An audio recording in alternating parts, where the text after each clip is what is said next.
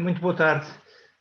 Eu começava por dizer, avisar as pessoas que estão a participar nesta conferência, que há uma tradução simultânea em inglês na plataforma do Zoom. E eu agora passo a falar em inglês. Muito obrigado. Good afternoon to Ambassador Peter Thomson. Good afternoon to all who attend and participate in this conference. I'm Virgílio Azevedo, science journalist from the Portuguese newspaper Expresso. Peter Thomson is the United Nations Secretary-General's Special Envoy for the Ocean. On behalf of the Lisbon Club, I thank you, Ambassador, for agreeing in the close of this conference. So, please, Ambassador, the floor is yours. Thank you very much, Virgílio. Please give me a thumbs up if you can hear me. I'll take it that you can hear me clearly. Okay, well, Excellencies and ladies and gentlemen, first of all courtesies observed and greetings to you all as we gather in cyberspace. And I hope that wherever and whatever your circumstances, that you and your families are safe and well. I trust that everyone is finding it in their hearts to exercise the best of human traits, of sharing, of empathy, and of kindness to our fellows, those who are suffering the most in our communities as a consequence of this pandemic. As you may know, my role as Special Envoy is to lead the charge around the world for the implementation of SDG 14, the ocean goal to conserve and sustainably use the ocean's resources. We universally agreed to this sustainable development goal at the United Nations back in the year 2015. As such, I'm deeply grateful to the Club de Lisboa for organizing the conference in which we have participated these last 2 days. It's done much to advance ocean literacy by better informing us all on crucial marine issues. Thus, as well as the Club de Lisboa, I would like to praise the commitment of the other partners and supporters of the conference, including the Japanese Embassy in Lisbon, the European Maritime Safety Agency, the Oceano Azul Foundation, the Sustainable Ocean Alliance, the Portuguese Hydrographic Institution, the Instituto Marques de Valflor, and the Municipality of Lisboa. Obrigado a todos. I would like to put my closing remarks to this conference within the context of the times in which we live. In his State of the Planet address delivered at Columbia University in New York last December, the UN Secretary General Antonio Guterres said humanity is waging a suicidal war upon nature. He reported that 1 million species are at risk of extinction and that ecosystems are disappearing before our eyes. He said the ocean is being overfished, is increasingly choking with plastic waste, and that due to anthropogenic GHG emissions, coral reefs are bleaching and dying. A year earlier, at the climate COP in Madrid, he had warned that 3 major reports of the IPCC confirm that we are knowingly destroying the life support systems of our planet. From the reports of the IPCC, of IPBES, and of WMO, to the daily ecological disasters witnessed around the world, we're coming to understand the scale of the environmental effects of global warming. And only the shameless now deny the anthropogenic causes of our predicament. Continue on the current track of global warming, and throughout the lifetime of our children and grandchildren, Malthusian effects will be kicking in with increasing frequency and ferocity. We're in the middle of one of these effects right now with this COVID-19 pandemic. I sum up our predicament in the shape of coral.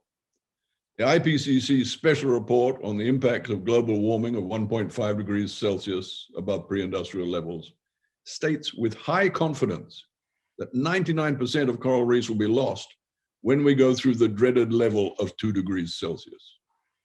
Coral reefs are home to 30% of marine life. They are the bunkers of marine biodiversity, and it's an understatement to say their loss will have major consequences for the health of the ocean.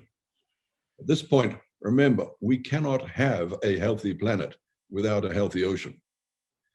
Our predicament is that we're not heading to a destination of 2 degrees. The world is currently on track for warming of over 3 degrees by the end of the 21st century. And that is a world on fire. And that is a time frame within the life of my granddaughter, Rose Thomson, who was born last year and has been the light of my life throughout this pandemic. And so this is the context of our times, the time when we all became aware of the boiling seas of jeopardy into which we are casting our children and theirs if we continue with this war against nature. Before it's too late, and that hour is near, we must make peace with nature. In short, ladies and gentlemen, this is the time to be amongst the peacekeepers or suffer the bitter consequences. And so let me turn to what we're doing to correct our ways, to bring ourselves to the peace table and commit to returning humanity's place on this planet to one lived in respect for and in balance within Mother Nature's eternal embrace. We have in the shape of the Paris Climate Agreement and the UN's 2030 Sustainable Development Agenda, the blueprint for a secure and equitable future. The challenge is to implement the provisions of the blueprint, and it is no secret that we have been lagging. In his address to UNFCCC COP in Madrid in 2019, in the midst of the US withdrawal from the Paris Agreement, Secretary-General Guterres said that even if the Paris commitments were fully met, it would not be enough. He said then that the only solution was rapid, ambitious, transformative action by all governments, business, and civil society working towards a common goal. The transformative action to which all of us are called on is that of moving to a net zero economy by 2050. Science has established that this is the destination we must reach, one in which we emit no more carbon dioxide than we remove from the atmosphere. Get to a net zero economy by 2050, and we will keep global warming well below that fateful level of 2 degrees Celsius. Ladies and gentlemen, permit me here to paraphrase Shakespeare when he wrote, "There is a tide in the affairs of men, which taken at the flood leads on to fortune. On such a full sea are we now afloat. We must take the current while it serves or lose our ventures." The full sea that we see before us is filled by the EU Green Deal, by President Xi committing China to a net zero economy by 2060, by the re-entry of the United States to the Paris Agreement, and the heightening of national ambitions as we approach the all-important UNFCCC COP in Glasgow this November. In his annual letter last month, Larry Fink, the CEO of BlackRock, the American company managing nearly $9 trillion worth of global assets, addressed the move to a net zero economy. Mr. Fink wrote, and I quote, "I believe that the pandemic has presented such an existential crisis, such a stark reminder of our fragility, that it has driven us to confront the global threat of climate change more forcefully and to consider how, like the pandemic, it will alter our lives." He goes on to say, "From January through November 2020, investors in mutual funds and ETFs invested $288 billion globally in sustainable assets, a 96% increase over the whole of 2019. I believe that this is the beginning of a long but rapidly accelerating transition, one that will unfold over many years and reshape asset prices of every type. We know that climate risk is investment risk, but we also believe the climate transition presents a historic investment opportunity." End of quote. Well, as they say, money talks. And if the CEO of BlackRock speaks in favor of taking the current while it serves, the voyage to our destination of a net zero economy is looking ever more auspicious. How does all this relate to the ocean and the implementation of SDG 14, ladies and gentlemen? Well, you may have heard my mantra that there cannot be a healthy planet without a healthy ocean, to which I should add, the ocean's health is currently in decline. The chief cause of that decline is the burgeoning levels of anthropogenic greenhouse gases that we pump into the atmosphere, which are then absorbed into the ocean, causing acidification, deoxygenation, and warming. Thus, a net zero economy is absolutely fundamental to ending the cycle of decline in which the ocean's health has been caught. Secondly, at the heart of SDG 14 is the sustainable blue economy. In this regard, I urge you to read the many reports published by the high-level panel for a sustainable ocean economy.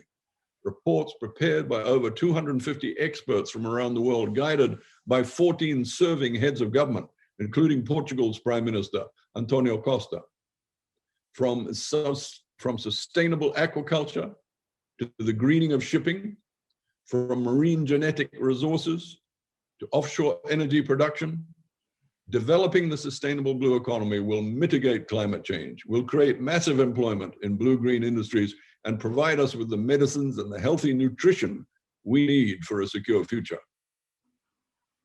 Ladies and gentlemen, how can we elevate the sustainable blue economy to a level that it may carry us to a prosperous net zero world? The answer is that it needs massive intensification of science, planning, and finance. 90% of the ocean is unknown to science. So we're going to set that deficit right through the UN Decade of Ocean Science that got underway just last month. On the basis of good science, we're expecting over the next decade to see sustainable ocean plans put in place in every exclusive economic zone on the planet. The 14 heads of government on the high-level panel have agreed to have their countries' sustainable ocean plans done by 2025. And on the basis of these science-based plans, we are confident that finance will start flowing at the scale necessary to enable global transition to a truly sustainable blue economy. In closing, ladies and gentlemen, since the outset of Kenya and Portugal being mandated to co-host the next UN Ocean Conference, it's been an honor and a pleasure to work alongside the representatives of these two countries.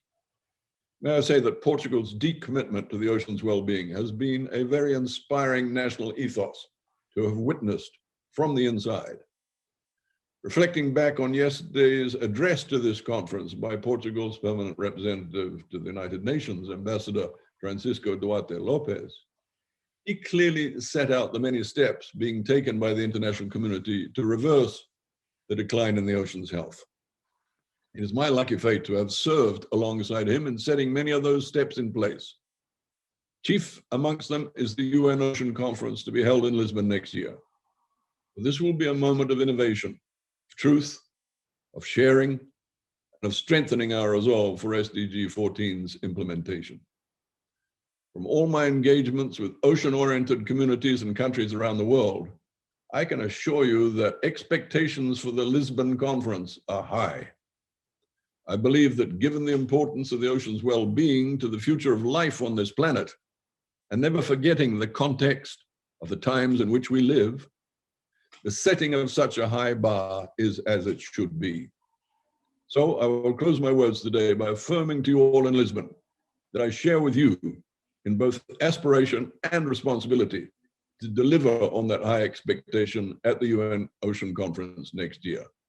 Let us take the current while it serves. I thank you. Thank you, Ambassador Peter Thomson. Now I have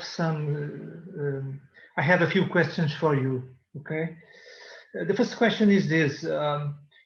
Before the pandemic, ocean acidification continued to threaten marine environments and ecosystem service. With the pandemic, we see a drastic reduction in human activity. So can it be a special chance for oceans to recover? Thanks for the question. Look, I think we can take heart from what the pandemic has shown us that we can do in terms of changing human behavior. In that sense, Virgílio, it is indeed a special chance But in real terms, much more has to change to bend the curve of ocean acidification.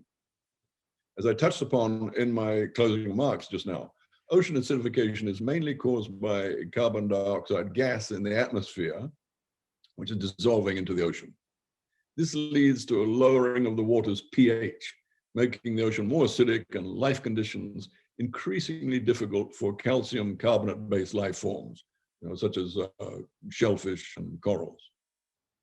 The deforestation, burning of fossil fuels such as coal, oil, gas for human industry, those are the main causes of ocean acidification.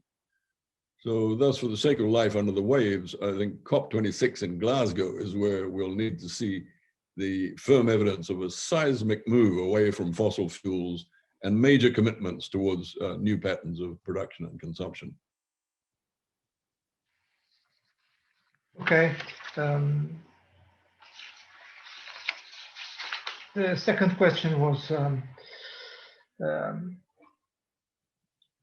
if in this situation, pandemics and the reduction of human activity, can it also be a special chance for increase marine biodiversity covered by protected areas? And it can be a chance for sustainable fisheries to contribute more to the GDP of the countries. I'd like to sound more positive on this question, Virgílio, because it relates directly to SDG 14.5, which is the marine protected areas part of the SDG, and to SDG 14.4, which is the target on sustainable fisheries. There's anecdotal evidence of both positive and negative sides to the pandemic's effect on these, but fixing the two targets to which you referred requires much more than a pandemic's restraints. The establishment of more MPAs, which is definitely required. We still do not have 10% of the planet covered by MPAs as required under SDG 14.5. And we're hoping to get 30% covered by 2030. So we're well behind the ball game here.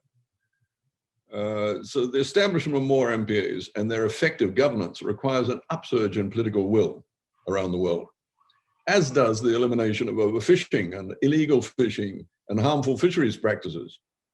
The way I see it, the most positive aspect of the pandemic on them has been humanity's confrontation with the realities of treating nature as badly as we've been doing. So the question for everyone is, where do we go from here? And the Glasgow COP this November has to be a big part of the answer. Okay. As a special envoy for the ocean of the United Nations, since 2017, you work with the civil society, the scientific community, private sector, and governments. What are the main difficulties you find with these stakeholders to implement the SDG 40? What are the main difficulties you find? Yeah, sure. First of all, we're all in this together. But secondly, as the saying goes, nobody said it was going to be easy. But I do believe firmly from everything that I've seen with all those communities that you mentioned, with the right intentions and everyone putting their shoulders to the wheel, that we'll get where we need to be, which is net zero world by 2050. There's no doubt that getting there will not be possible without all sectors of society being involved in the process. In your question, Virgílio, you've covered most of the relevant sectors, but I would strongly emphasize also philanthropies and cities, I think, really important. But most of all, individuals. We all have an essential part to play in meeting the 21st century's existential challenge. Okay. United Nations Ocean Conference in Lisbon about save our ocean, protect our future, has been postponed to 2022. But United Nations wants to organize a high-level event in the next summer, together with Portugal and Kenya, and you refer that. So, what are the main objectives of this event? Thanks for asking that question. The high-level meeting to which you refer is being organized by the President of the UN General Assembly, supported by Portugal and Kenya and myself. It's going to be held in the UN General Assembly Hall in New York on the 1st of June this year.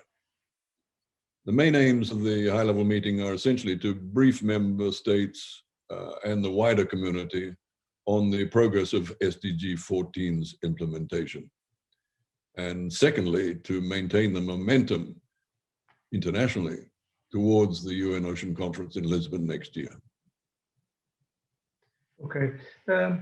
Tell me, during this conference, what were the most innovative ideas and most promising solutions that emerged in all the interventions to make the oceans more sustainable? Well, the conference covered a lot of ground, and I'm very impressed by the level of panelists that attended and spoke and gave their innovative ideas. I think for me, the main thing is that Club de Lisboa, not traditionally focused on ocean matters, they took up this challenge to organize this conference, and that it was done so professionally and attracted such strong interest that it's part of what I'm trying to do everywhere around the world, which is increase interest in ocean action issues. This realization that the ocean's not something we can take for granted, that its health is in decline, that the great majority of life exists in the ocean, that the ocean covers 70% of the planet. All these things that are now starting to get into the human consciousness to make us understand that we have to respect the ocean in a way that we have not been doing. We cannot continue to treat it as a rubbish dump or as a natural resource that we can exploit in a linear way until we've used up all those resources. We have to change that, and the Club de Lisboa has done a great service in organizing this conference.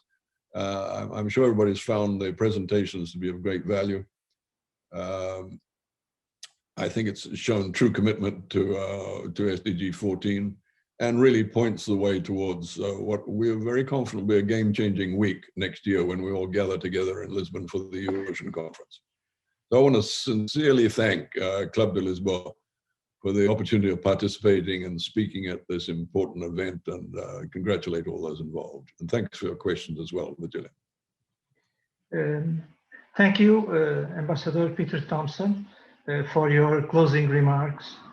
I now give the floor to Fernando Jorge Cardoso, Executive Director of the Lisbon Club.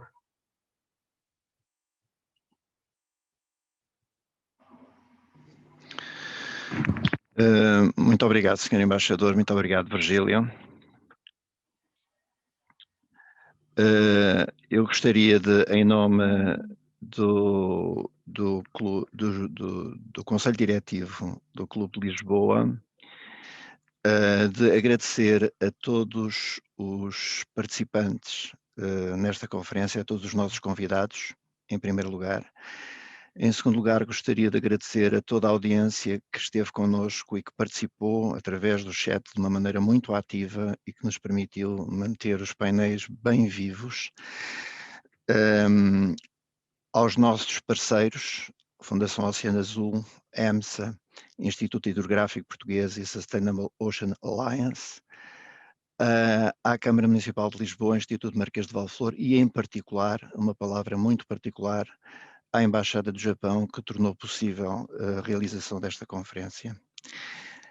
Antes de terminar, gostaria de dizer que nós no Clube de Lisboa temos um único objetivo. Esse único objetivo é ajudarmos, contribuirmos para promover discussão dos desafios globais e das questões mais importantes da agenda internacional em Portugal. Nesse sentido, vamos sair deste evento, que é um evento que implica necessariamente uma ação bastante multilateral, bastante concertada, bastante coordenada entre governos, entre Estados, entre setor público, sociedade civil e as pessoas. Vamos passar para um evento que vamos realizar na semana que vem, que eu deixo já anunciado, que é um evento que realizaremos na quarta-feira que vem com um dos maiores ou dos mais conhecidos analistas sobre o fenómeno dos nacionalismos de extrema-direita e do populismo. E a grande questão que iremos colocar é porque é que, numa altura em que o multilateralismo é absolutamente fundamental para salvar o planeta e para melhorar a nossa vida, está a crescer. Porque é que o populismo está a crescer? O populismo multilateralista. Esse vai ser o tema da nossa próxima conferência, com Kaz Mudd, que é exatamente um dos grandes especialistas nesta matéria. E eu deixando-vos este pequenino recado, vamos dizer assim, para que se juntem a nós, agradeço mais uma vez a todos e desejo-vos um ótimo dia e estejam em que fuso horário estiverem. Bem, bom dia, boa tarde, boa noite, bom almoço, bom jantar, bom pequeno almoço, mas basicamente a todos, saudações marinhas. Obrigado.